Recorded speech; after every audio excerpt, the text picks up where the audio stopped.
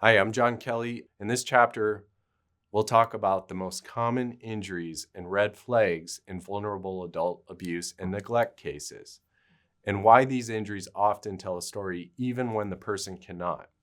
Now we're going to look at the physical evidence because in these cases, the body is often the witness. So let's now walk through the major injury categories. Malnutrition and dehydration, the slow emergency. Weight loss is often earliest sign that care is slipping.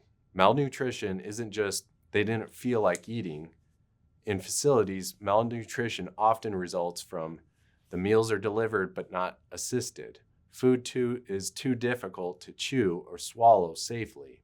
The lack of supervision for someone who forgets to eat, depression or medication effects, or simple neglect. Sometimes trays removed untouched day after day. So dehydration is the twin of malnutrition. A vulnerable adult may not feel thirst normally. They may not be able to access water.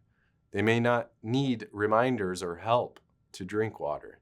They may avoid drinking because they're afraid staff won't help them to the bathroom. Dehydration can trigger constipation and then UTIs, delirium, often falls and kidney injury, and a general crash in resilience. Family-facing red flags include if they have loose clothing, sunken appearance, a dry mouth, fatigue, they have new confusion, dark urine, and repeated little infections that keep coming back.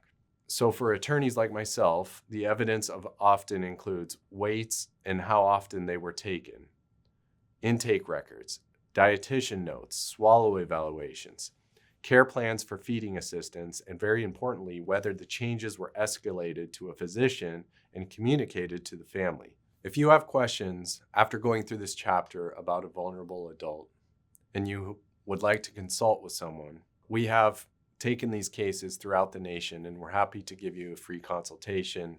You can reach us at 602-283-4122. It's the Kelly Law Team.